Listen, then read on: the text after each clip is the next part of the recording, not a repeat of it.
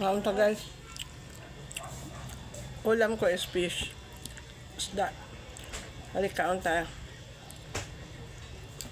Nang laba ko, unya kay gigutuman ko. Ikaon sa bago ko maglaba. Kay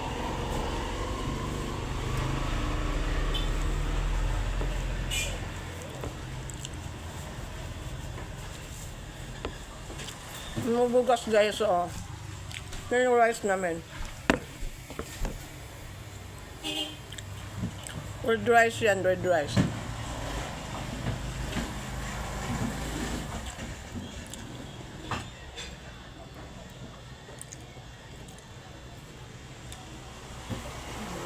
Kasi, mahal na nga ang mga bigas. Doon na lang ako sa red rice kasi more on fiber pa yung red rice. No. Mahal ang white rice ngayon. Ang white rice mahal. Maano pa, makakataas pa siya ng sugar, di ba? Punta na lang ako sa, kaya yung ginamit ko red rice, so medyo siya. Iba siya kainin. Unlike sa white, parang very smooth siya kainin. Kaya pag red rice naman, kasi more on fiber siya, kaya parang medyo may matigas. Pero okay na yun, masarap din naman. Sanayan lang yan. Isda ulam ko. Pritong isda. Pagod ako maglaba. Kasi kung magpa-laundry ako, mainit naman masyado, sayang din. Kaya inano ko na lang.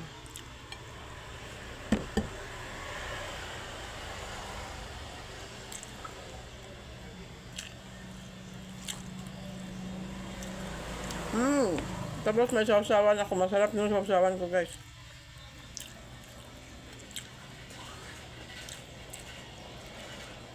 Walang usong kutsara guys. Kasi kung tutuusin, mas malinis pa yung kamay natin gamitin. Huwag lang itong wala. Ito lang yung tuo. Kasi yung kamay natin malinis, tayo lang gumagamit niyan, walang iba.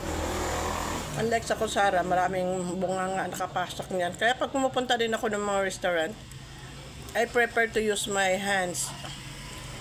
Ayoko nagkukutsara ako. O hihingi na lang ako ng yung gloves ba? Yung gloves para gamitin pagkain. Yun ang ginire-request ko. Hindi ako gumagamit ng kutsara sa mga restaurant o sa mga kainan. Kasi magkakamay lang ako, ayoko. Pero naano ako gumamit ng kutsara yun. Sabi na nila, ano daw ng pinakulong tubig ko. Hindi natin sure yun, di ba?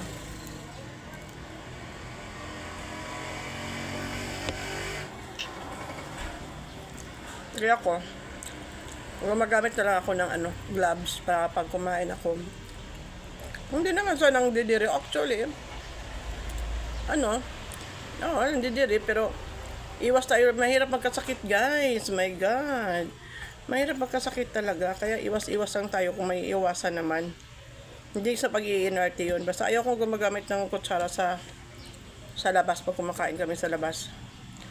Gusto magkamay na lang ako. That is for today's video guys. Thank you.